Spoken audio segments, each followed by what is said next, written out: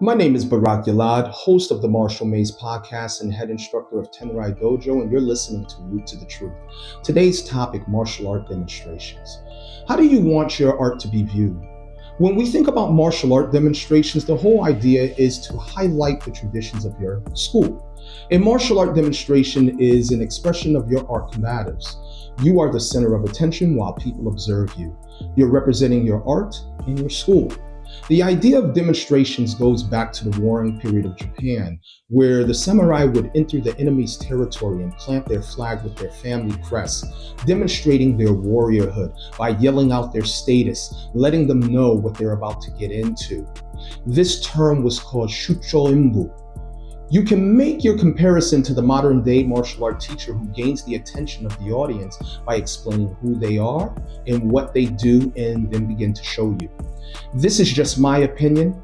I think you should be mindful on how and where you show your demonstrations. A lot of us use social media now to share what we do in our schools. I have shared a bit of content as well online, but it's only surface material to intrigue you. And if you like what you see, then you would have to come to the school. But I'm not going to just show everything online. Some of us share hundreds of hours of content just to be known or to attract new students. There are many instructors that do plenty of community events, like doing demos at schools, malls, or county fairs. Personally, I think it's overkill and it takes away from wanting to know what's in the box. My sensei always said, keep the ace up your sleeve tucked away and never let them know what you have. Some things should remain indoors. Not everybody's going to have the same appreciation for your technique or lessons like you do and your students. There's going to be plenty of people that don't understand what they're looking at and they begin clowning and making jokes, trying to pick the bones of what they've seen, being quick to leave judgments in the comments section that can quickly spiral out of control. I do understand for most teachers who are school owners, by doing demonstrations becomes a great value to creating public awareness and the possibility of gaining new students. Trust me, I understand you. You got to pay the rent. You got to pay utilities. You got to put money in your pocket. So it's simple for me to say this because I don't have to pay rent or utilities. I have a home dojo. So I can be picky on who I want to teach and who I don't. I'm not concerned with gaining new students to keep the doors open. Not everybody has this luxury. This is America. This is a business side of things. So I understand the hustle and wanting to meet new students. But once again, the question arises, how do you want your art to be viewed? As entertainment or a serious practice or both? This can bring up a mixed range of views. As a Budoka, Japanese martial arts is a very serious matter. So how you share it in what situation matters. That's just my opinion. Are you going to step onto the floor with prearranged techniques to dazzle the audience like watching a Jet Li movie? Are you demonstrating the traditional art with all its etiquettes? Are you doing improv as a demo because it shows your true skill on the spot? You can also use your students. By using your students shows me what you're capable of as a teacher. We know what you can do as a teacher, but I want to see what your students look like.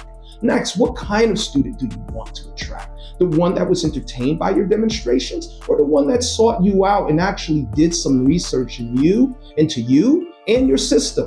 As an instructor, I have experience attracting students from teaching outdoors and doing demonstrations. Now, I must say this doesn't include all demo observers versus the ones that observe a class. Based on my experience, 2 out of 10 may actually stay. The 8 left were fueled with fantasy, thinking that this was something easily achieved after going through the fitness requirements and doing hundreds of repetitions of the same techniques. It became increasingly boring to them, and that flame eventually burnt out. Versus the student who took the initiative to look at the martial landscape to have an idea of what he or she wants to learn and sought you out. This is the type of person that becomes a lifelong student. Just remember, the pendulum swings both ways.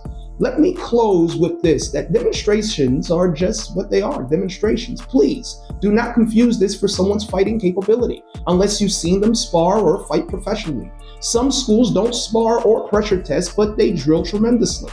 Those lines can easily get blurred. Most teachers are doing prearranged movements that they've done thousands of times. So when they do it, it looks effortlessly.